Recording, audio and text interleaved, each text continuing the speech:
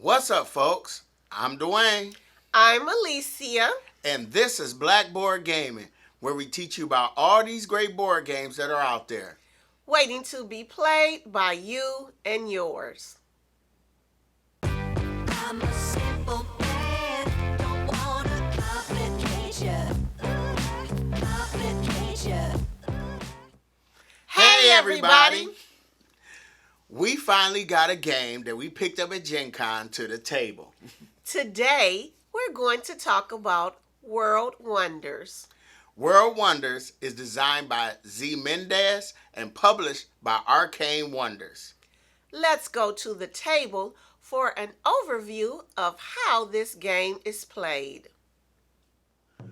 World Wonders is a tile placement city building game for 1 to 5 players where the players are competing trying to build the most glorious city filled with wonderful monuments. To set up the game, we will take the main board and place it in the middle of the play area in reach of all players. And then we would take all the building tiles and separate them by shape. There are 10 of each shape in the game. And after giving each of those stacks a good shuffle, we will place them face down onto their designated spots on the main board. This is how the main board would look if we were setting up for 1 to 3 players. If we were setting up for 4 players, we would add this expansion board here with its matching tiles over to the left. We were setting up for 5 players, we would add this expansion board over here with its matching tiles over to the right. Of course, we're setting up for a 3-player game, so we won't be using either one of those. Now, once we've placed the tiles in their designated spots, we're going to reveal the top tile and place it face up underneath the main board. Next, we're going to take the first player and the second player turn order pedestals, and we're going to place them in their designated spots at the top left-hand corner of the main board. Then each player is going to choose their player color, and then they're going to get their player marker, and we're going to randomly put them out onto the main board, and that's going to show turn order for the first round. So as you can see, the green player is going to go first, followed by the red player, followed by the blue player. Then we're going to take some road tiles and place them beneath the main board based on the number of players. So in a 3-player game, they're going to get 2 of these long road tiles and then a set of short road tiles, like so. And then we're going to take one of these wooden towers and we're going to place it off to the side of the road tiles. Next, we're going to take this deck of 21 monument cards, and after giving it a good shuffle, we're going to place it in a face down pile near the main board, and then we're going to reveal 3 cards off the top of the deck face up.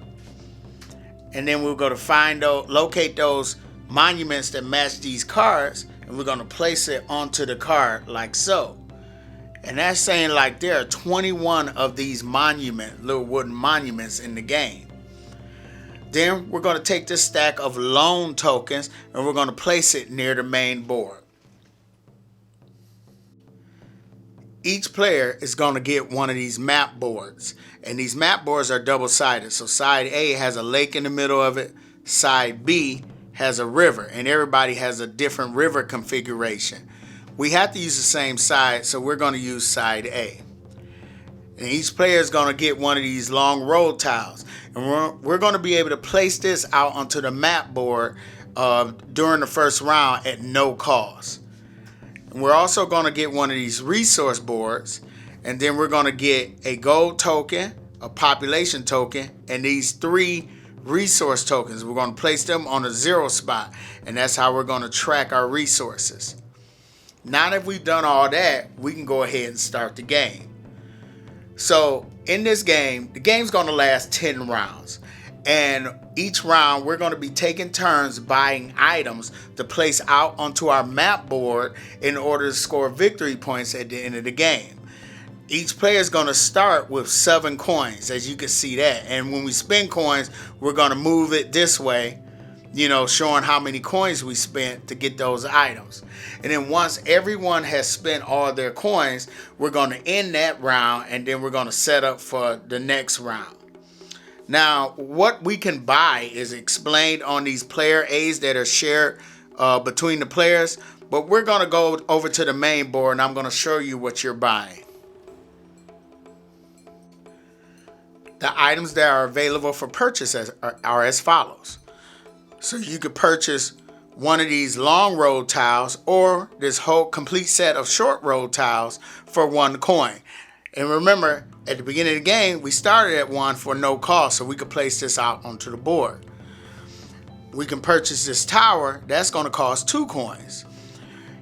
And we could purchase one of these city tiles, and to purchase these, we will pay the cost that's shown on the back. So if I wanted this particular city tile, it's going to cost 4 coins.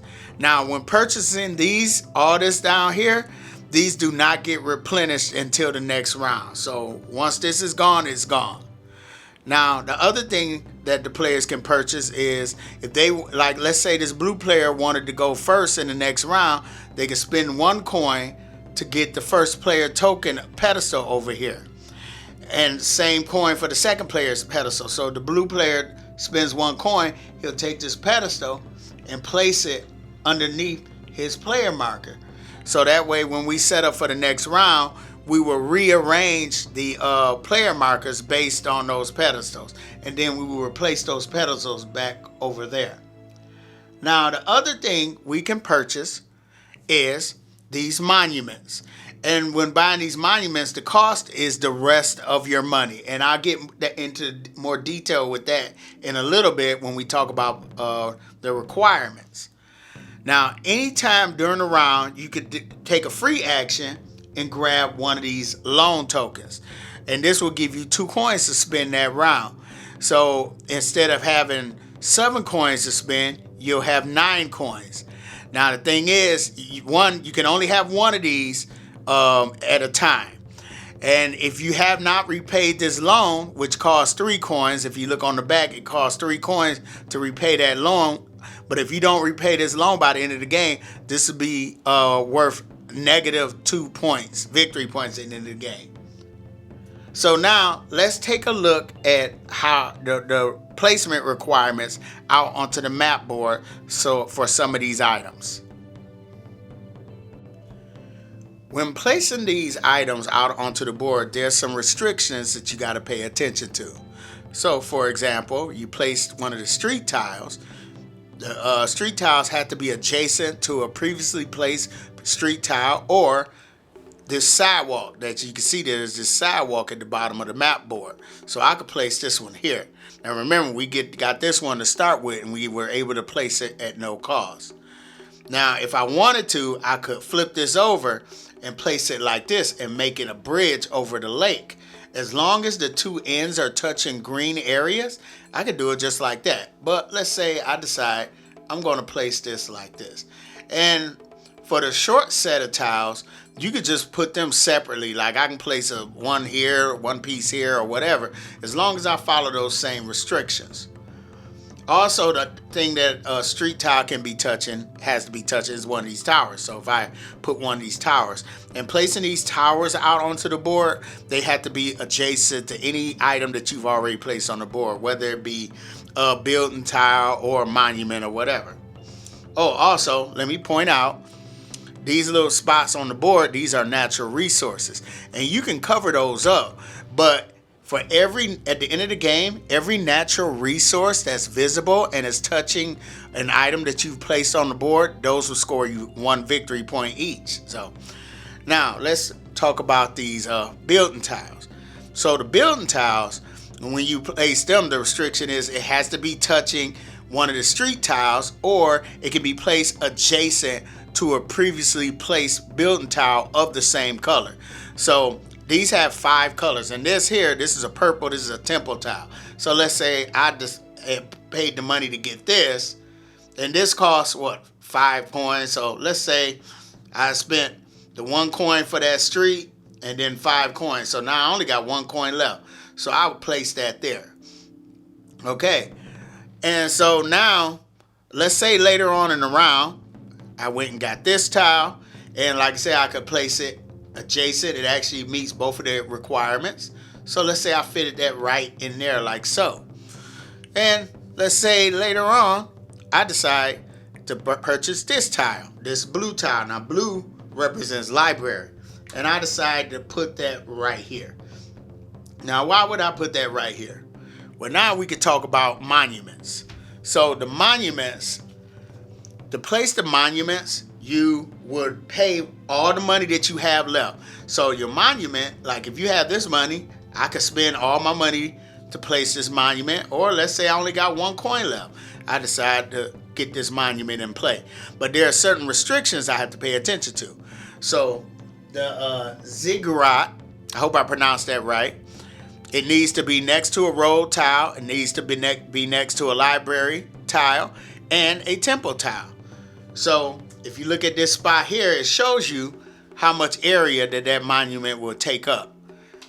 So if I, spend all my money, I will be able to take this and place it. Let's say I place it right here. And it's adjacent to the temple, it's adjacent to the street, and it's adjacent to this library tile.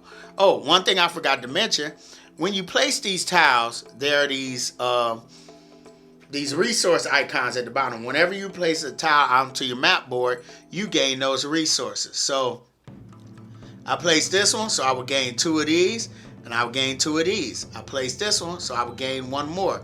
And if you see on your resource track, you have these symbols that match the population. So whenever your resource marker crosses one of those symbols, you gain population.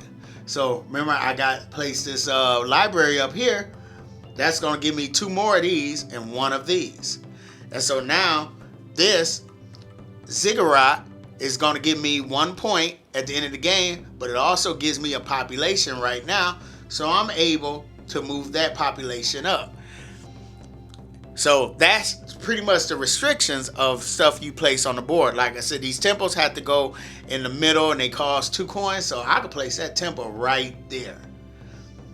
And see, at the end of the game now, this particular tile is going to score me. You're going to score 1 victory point for every building tile on your board that is completely surrounded. So this is completely surrounded. That includes the natural resources, but this tile is completely surrounded, so that's going to score me 1 point at the end of the game. Once all the players have spent all their coins, then the current round will end and we will set up for the next round. We will discard any of the building tiles that were not purchased, and then we will reveal new building tiles from the top of each of these stacks. We will then, if any of the streets have been taken, we will replenish the streets out onto the board. Also the short streets, short set of streets. If anybody took the tower, we would put another tower out there, like so.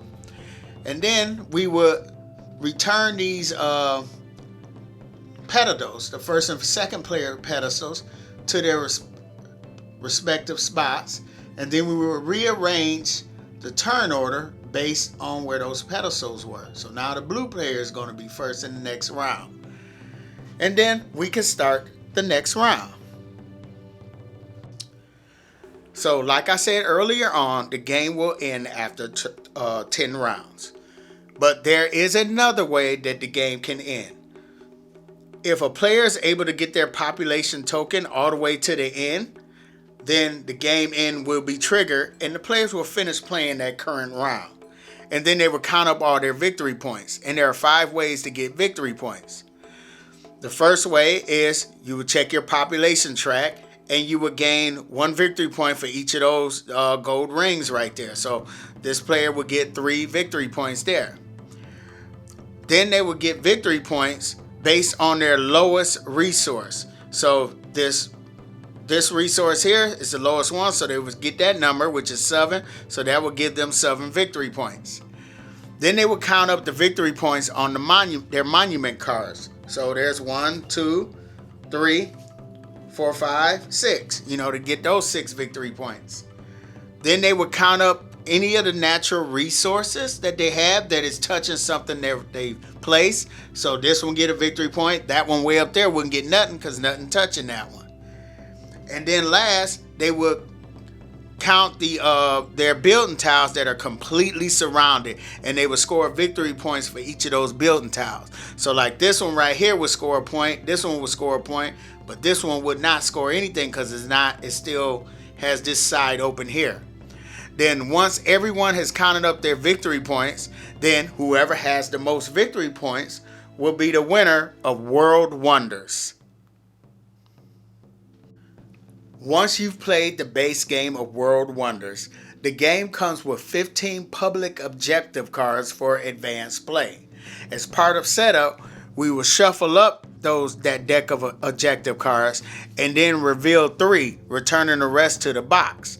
And this will give you some added scoring bonuses that you can look for during the game. So like this one, whoever has the most libraries in their city will score some bonus points. Whoever has the most monuments in their city will score some bonus points. And whoever has the longest road in their city will score some bonus points. So when I was first looking at the Gen Con preview list way back when, this game was nowhere on my radar. It was on my radar, though. Why was it on your radar? Because the theme just jumped out at me. Right. Okay. And so we got to Gen Con late Thursday, and my guy was already there. So I had called ahead, and I asked him, "What are you doing?" And he said, "I'm picking up World Wonders." So I was like, "Bet, can you snag me a copy?" And he snagged us a copy because it sold out like first day. So we were fortunate enough to get a copy of this game. And from what I hear, it sold out quick at Essence Field too. Okay. So, I remember when we got back to the hotel room. Okay, so when we got back to the hotel room, I opened the box up and I fell in love all over again because I saw those wooden monuments and just everything. The tiles, it looked so cool. And I was excited about getting it to the table. Yeah, I remember when she first told me, and I was like, "Man, what is this game?" And I looked it up, looked at the pictures on Board Game Geek, and I was like, "Alicia, you got to see these wooden monuments." Yeah, the wooden monuments look nice. So I got excited because I was like, "Oh, this is going to be cool." Yeah. Because, I like miniatures, but I love those wooden monuments. And it's 21 in the game, and they're all different. They're detailed. Some of them are screen printed. I was like, this is going to be a cool game. Now, really, I was hoping it was going to be a cool game because, it looks so nice. Now, to be fair, he did all the heavy lifting. He still punched out everything and did all of that. But my initial impression was, this looks amazing. Yeah, and like once we played it, I was like, yep. Because it's pretty much a tile placement game. And there are a lot of tile placement games out there. But what makes this one stand out is the fact that usually when you're drafting tiles, you're just drafting. You just say, "I want that tile," and you take it. This one, you have to pay for it. And you start off with a certain amount of money, and depending on the tile you get, you have to pay for it. So now you have to think about, like, when are you gonna draft it? Because first of all, you want to make sure you have met the conditions to place that monument in your city. And second, you want to make sure you don't pay too much for it, but that you don't let someone else get it before you get it. So that's part of the challenge. Yeah, that push your luck. Yeah. If a monument comes out and we're like, "Oh man, we're both close to getting that one." So now you're wondering, do I wait and try to do a couple other things, or do I grab that monument now, but then I'm out for the rest of the round? So, honestly, I am spatially challenged, as he puts it, which is true. So, that's why theme is so important to me, because theme helps me figure out how to be strategic. It gives me a framework for being strategic, because just in the abstract, I can't do that. Now, I mean, don't get me wrong. So I know that I like those, spatial games, but this one was kind of a challenge because this game can be crunchy. Because when you're placing those rows, and you can only put those building tiles by near rows or near the same color tile, and so when you see a monument, you're like, oh, I can grab that monument, but then you might accidentally block off your road. So now you're like, well, wait a minute, I got to put another. And the monuments, they're only worth 1 point. So the joy that you're getting from it is just having it on your board. Like in the last game I played, I was able to get the pyramids, and I got the Great Wall of China, and I was like, oh, it looks so cool on the board. It did. And so, yes, part of the challenge is, even if you have the resources, you have to make sure you have the space as well, because that was a challenge for me. I saw a few monuments that I wanted to place, and I had the resources, but because of the way I had placed my other resources, I didn't even have the Your room. other tiles, so The you other had to tiles. think about it. Yeah, like I couldn't get the pyramids because I didn't have enough room, because I had put the other stuff to fit the condition, but now I didn't have room for the monument, for the pyramid. I mean, those monuments, that's the draw of this game. But the table presence, when you finish the game, you get to sit back and look at your map, and you're like, I was able to get these monuments out onto my map. And that's another thing that I think that is enjoyable about this game. When you're done, the finished product, you can look back and be proud of. Look what I did. Yeah, and it's never going to look the same. Yes. So you definitely got to take a picture of it. Yes. And it's just really, really, really satisfying. It's satisfying. And like I said, the monument's only worth 1 point.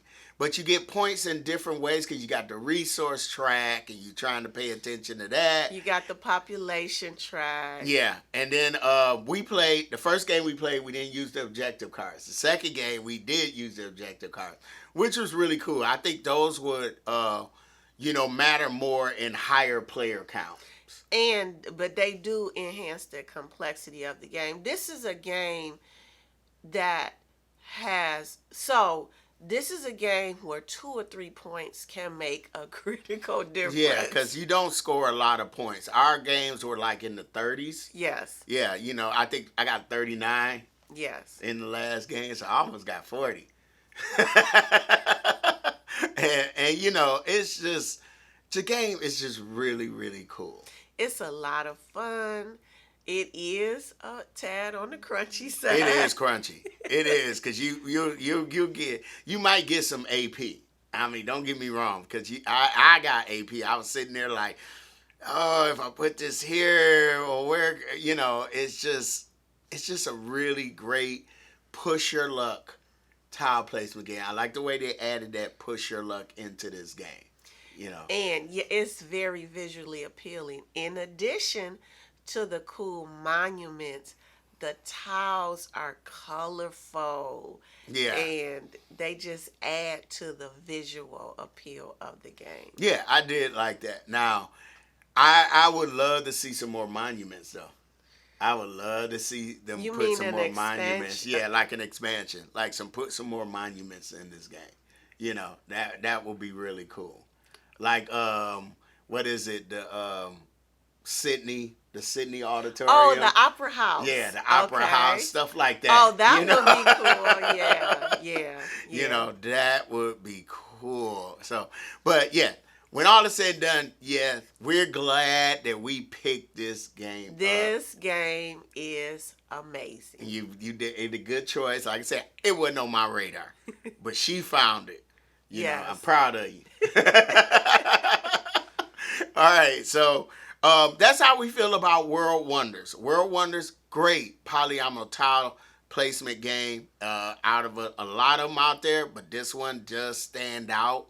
I think it probably be like in one of our favorites this year. I'm pretty sure it's gonna hit my favorite list. So yeah, if you get a chance, definitely check out World Wonders. Now, this is the last day to enter the contest for the Cascadia games. You know, we're giving away 2 copies of Cascadia. Now, this contest is set in the continental United States and Canada. So that's where, you know, where those are the people, if you live there, feel free to enter. And like I said, we're giving away 2 copies. And today's the last day. All you have to do is put hashtag Cascadia Landmarks in the comments below, and you will be entered to win. And we'll be giving those away next Sunday. Okay? And I'm Dwayne. I'm Alicia. This has been Blackboard Up. Rewind. Hold on. Rewind. If you like the contents of this video, feel free to hit the like button. Subscribe. Follow us on Instagram, Facebook, and Twitter. And like I said, I'm Dwayne. I'm Alicia. This has been Blackboard Gaming. We will see you next time.